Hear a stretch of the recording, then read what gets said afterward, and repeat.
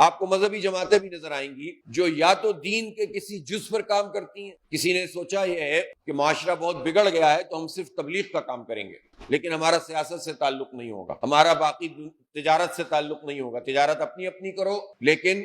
لوگوں کو تبلیغ کرو، سمجھاؤ، بتاؤ، نماز کی طرف لاؤ، کلمے کی طرف لاؤ، روزے کی طرف لاؤ۔ تو یہ دین کا ایک جزو ہے، کل نہیں ہے، اور ہم ہر اس کام کی قدر کرتے ہیں جس کا حوالہ دین ہو یا اس کا کوئی جز بھی ہو، لیکن ہم اس تصور کو نہیں تسلیم کرتے جس میں دین کو مختلف حصوں میں تقسیم کر لیا جائے اور جزیات کو ہی مکمل دین سمجھا جائے۔ بات سمجھ میں آئی؟ یعنی ہم یہ تو اچھا سمجھتے ہیں کہ کوئی فرد خدمت کا کام کر رہا ہے تو خدمت بھی دین کے کاموں میں سے ایک کام ہے، کوئی پانی کے لیے سبیل لگا رہا ہے، پلانٹ لگا رہا ہے، کوئی لوگوں کو قرضے دے رہا ہے، کوئی خدمت کا کوئی اور کام، ہسپتال چلا رہا ہے، تو یہ بھی دین کے کاموں میں سے ایک کام ہے، اس کی بھی قدر کرتے ہیں اور چاہتے ہیں کہ یہ کام معاشرے میں زیادہ سے زیادہ ہوں۔ کوئی صرف تبلیغ کر کے یہ سمجھانا چاہتا ہے کہ نماز پڑھو، روزہ رکھو، حج پہ جاؤ، زکوٰۃ دو، تو ہم اس کی بھی قدر کرتے ہیں۔ کچھ لوگ ہیں جو سمجھتے ہیں کہ صرف جہاد ہی ہونا چاہیے، لیکن وہ جہاد کی شرائط اگر پوری کرتے ہوں تو ٹھیک ہے، نہیں کرتے ہوں تو ان کو سمجھائیں گے کہ جہاد کی شرط کیا ہوتی ہے، قتال کی شرط کیا ہوتی ہے، لیکن وہ شرائط پوری کر کے صرف اس کام کو دین سمجھے تو ہم اس کام کی تو قدر کریں گے لیکن اس تصور کی قدر نہیں کریں گے۔ اس کو سمجھائیں گے کہ دین مکمل ہوتا ہے، تبلیغ دین کا حصہ ہے،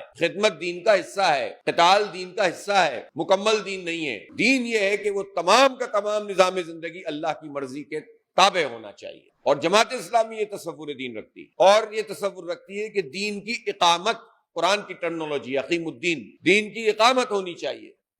یعنی دین کو قائم ہونا چاہیے۔